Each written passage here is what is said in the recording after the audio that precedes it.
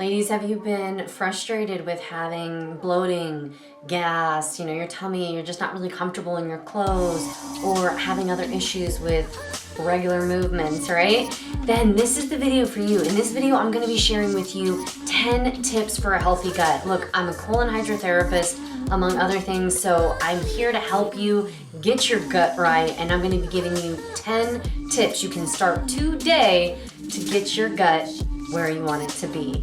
All that is coming up next.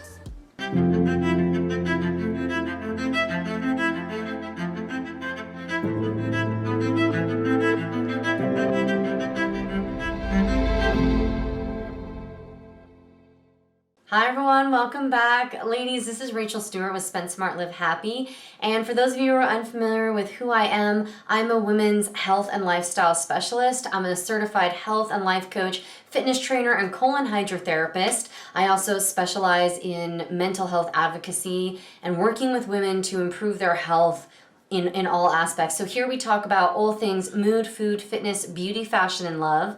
And we're gonna be diving today into our gut health. How many ladies, maybe yourself included, complain when they're getting ready to go out and they're in that cute little black dress, but their tummy looks bloated? Or when you wake up in the morning and you're supposed to have that flat, wonderful feeling, yet maybe you experience a lot of gas. Maybe sometimes you struggle with constipation or other bowel issues.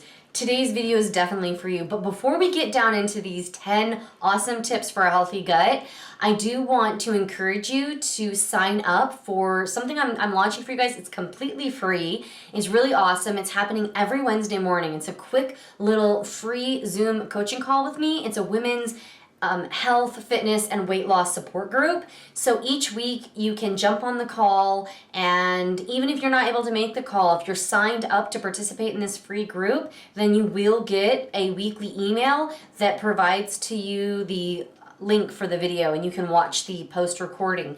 And each week I'm gonna just jam pack 15 minutes with as much information as I can give you on a different topic every week. And I will also be giving you an action item that then you can come prepared for, do your homework and come prepared for the next week. It's really cool. Find the link down below, sign up, don't miss out.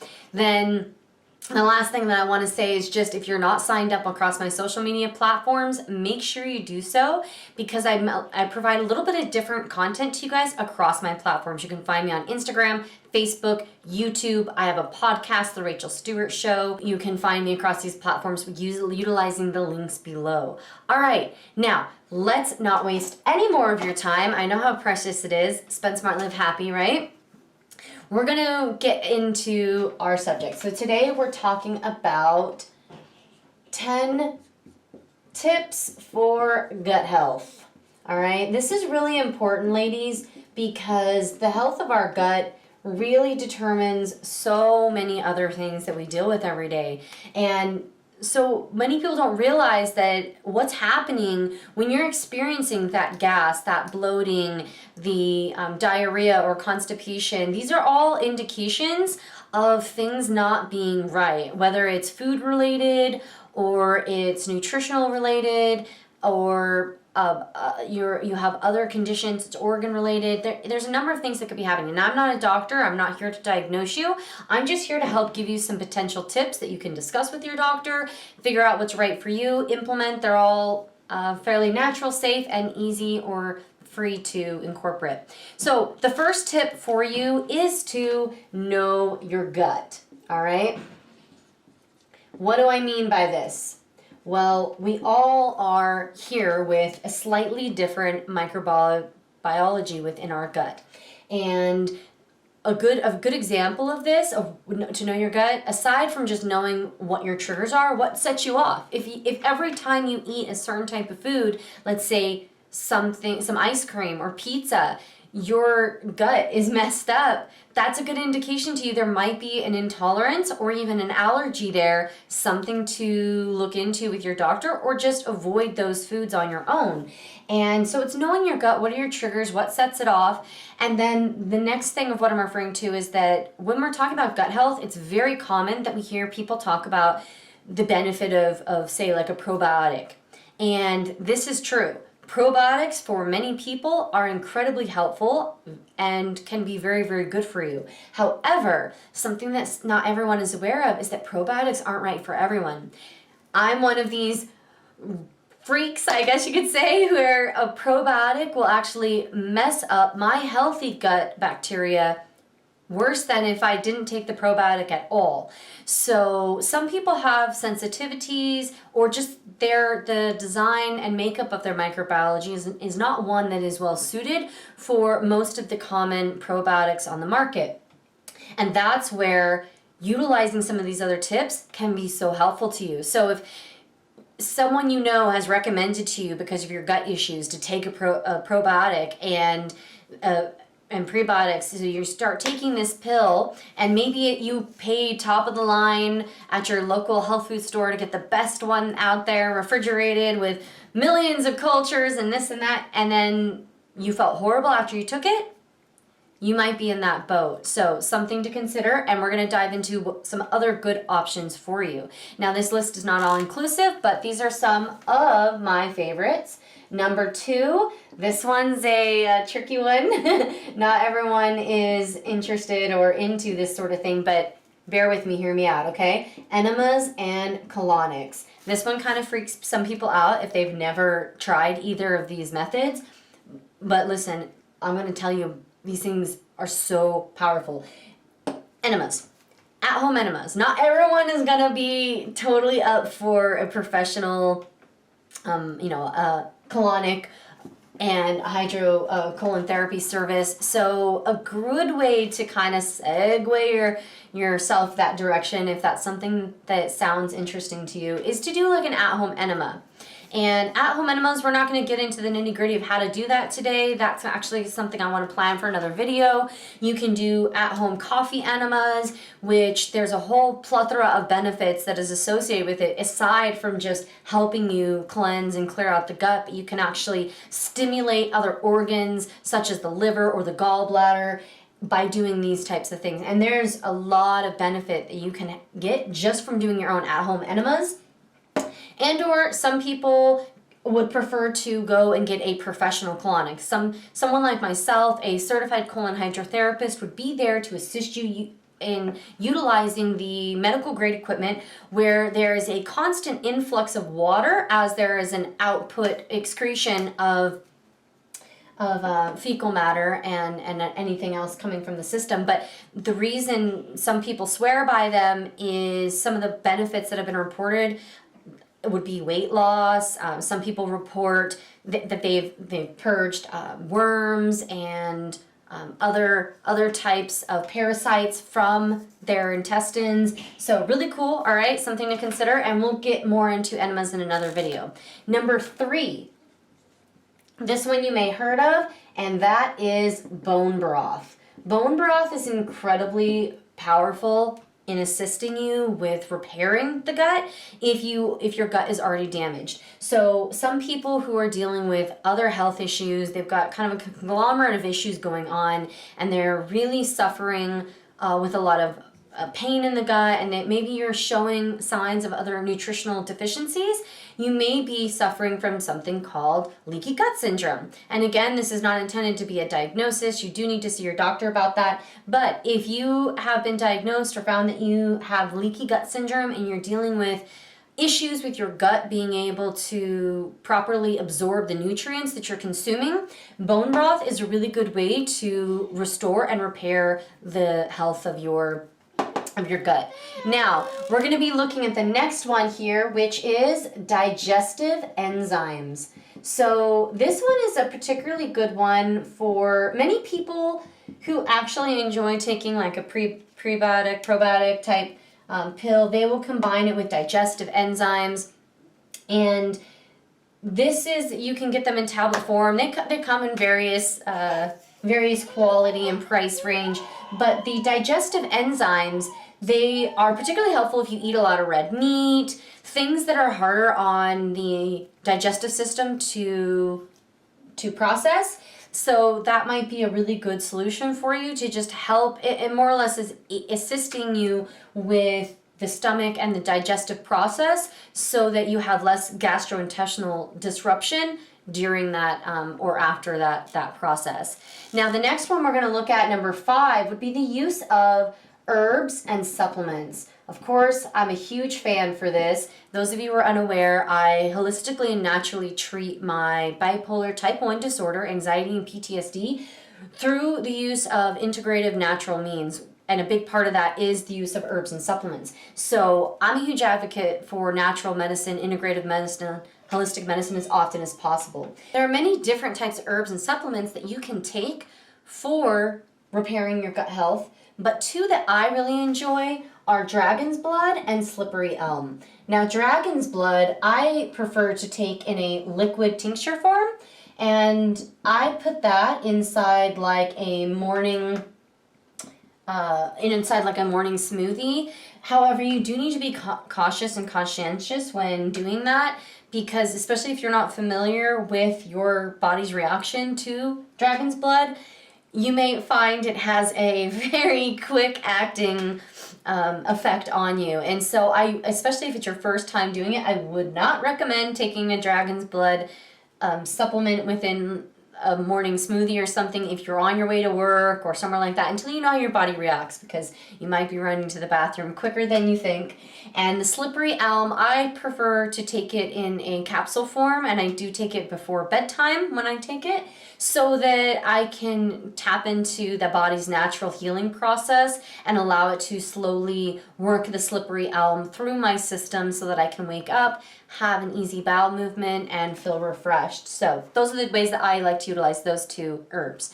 Now, number 6, this one's probably a well-known one, but maybe people don't realize just how beneficial it can be, is yoga. So even if you're not someone who likes to exercise a lot, you're not someone who's into the kind of mindfulness movement and meditation, if you have gut issues, you might want to start a yoga practice just for the sake of your gut. Because yoga, through the body's breathing mechanisms that are activated in a yoga practice, as well as many of the different poses, they stimulate the body's natural systems, the body's organs, and within that movement, it's incredibly powerful for the releasing of flatulence and for a stimulation and activation of the bowels to remove toxins, to get things flowing. And a lot of people can find a lot of benefit and relief from a yoga practice if they have gut issues, particularly like constipation, gas, okay? Now, number 7, this one's kind of an interesting one, and that is tummy or colon manipulation. I know that kind of maybe sounds a little scary. You're like, what is she talking about? Let me tell you, it's not scary, all right? Tummy colon manipulation. This is actually something you might have done on you if you went and saw someone like me if you're getting a professional colonic, right? You're going for some colon hydrotherapy. The colon hydrotherapist might perform some tummy colon manipulation where, I'm going to draw a little diagram here for you. I'll do it in blue. If you guys, a little anatomy lesson for you, okay? We won't dive too deep. Not everyone's interested in this. But if you don't know what your intestines look like, your large intestine kind of wraps around like this. It goes up, and then it comes to the side. So this is your ascending colon, your transverse colon, and the descending colon, right? So it kind of looks like this. And then within that is your small intestines, all right? I know, I'm actually an artist. You wouldn't know it by my diagram here. But so what you can do on yourself, and I actually do this on my baby. So for all the moms out there, I'm gonna do another video on how to do this tummy colon manipulation. If you guys are interested, leave me a comment below. I'll show you how you can do it on yourself or another individual.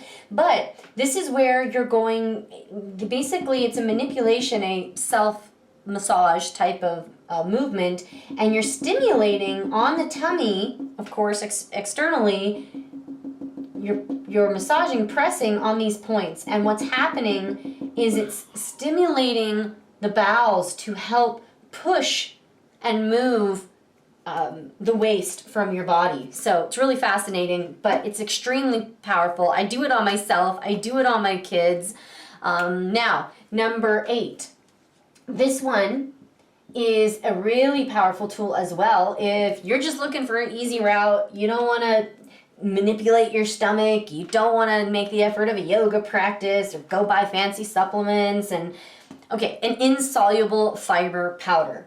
In the realm of gut health, for those of us that geek out on this type of thing, don't generally recommend laxatives, because actually when you're taking a laxative and trying to get things moving, these methods are much, much better, because taking a laxative can also dehydrate you. It can deplete your body of essential nutrients when you're essentially having diarrhea, right? So a better solution would be to help loosen the stools, to help get things moving in a natural way that's not going to create such an extreme or adverse effect on your body. So an insoluble fiber powder is something you can get over the counter. It's inexpensive.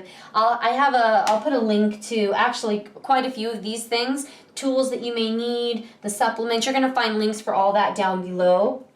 But the insoluble fiber powder, something that's great about that is you can actually cook your family's dinner with it, and you can put it into the meals. You can get powder that is tasteless as well as isn't impacted by heat. So you can just add that into your family's dinner every night, give everybody an extra dose of their daily fiber, and there you go. Something people also don't realize is that fiber comes in 2 forms. You have a soluble and an insoluble, and they work a little bit differently within the body. And it's actually the insoluble fiber that you're going to need if you need to get things moving. So that fiber 1 bar that maybe you've been eating, I actually wouldn't recommend those anyways because of other things that are in them. However, that is a soluble fiber that is in there, and that is to help compact the waste within the body, not to actually get it loosened and excreted. So number 9, we're going to talk about number 9 is fasting. Now, again, you want to check with your doctor if this is right or safe for you. Fasting is not safe for everyone, but it can be, again, another great tool to help stimulate the body to move waste, improve your gut health. We give our digestive system a break. We give our gut a break, and it's able to process what is there that needs to be processed. It's able to relax and remove additional waste and toxins. So an occasional fast, even an occasional 24-hour fast, you can practice intermittent fasting. There's a whole number of ways that you can incorporate fasting into your daily or weekly regimen in a way that is safe and right for you, assuming you've had that clearance from your doctor. Number 10 here is water. I know it's so basic, but it really is true. If we're dehydrated, our bodies are primarily made up of water. We need to have enough water, and if you're dehydrated, you're going to get constipated, especially if you work out a lot and you take in a lot of protein. This is something that we see a lot in colon hydrotherapy, right? When someone's getting a professional colonic, it's very obvious to tell the people who do not drink enough water and intake high amounts of protein, because the fecal matter will look like little pebbles. So without getting too graphic, if that is you, if that sounds like you, if you often, when you utilize the restroom, have bowel movements that come out in hard pebbles, that right there tells you that you are not drinking enough water, and either you're consuming too much protein or you're just not consuming an appropriate ratio or balance of protein to fiber, in particular insoluble fiber, okay? So to recap here, 10 tips for gut health. You want to know your gut. You want to figure out what sets you off. You want to consider enemas and colonics. In taking bone broth, you can put bone broth into soup, you can drink it. Digestive enzymes, you can use other herbs and supplements like dragon's blood or slippery elm. You can start a yoga practice, you can utilize tummy colon manipulation, you can intake insoluble fiber powder by sneaking it into your meals or shakes. You can incorporate fasting and water and drinking more water. These are all things that you can start doing. And if you guys have questions on any of these, comments, have you tried any of these? Let me know down below. If you want me to do a specialized video on any one of these, let me know down below. All right? Please don't forget to sign up for that health, fitness, and weight loss group, because I would love to have you there. And I'm just, if you find value in this and my teaching methods, there's so much information that I can share with you for free to help you improve your health of mind, body, and spirit today. Reach your goals. Now's the time. 2020, it's been a crazy year, and you deserve to have the mind, body, and spirit that you deserve and desire. Thank you so much for your time here today. Please subscribe. Don't forget, click that subscribe button and the bell button so you stay alerted. And as always, much love, and I'll catch you next time.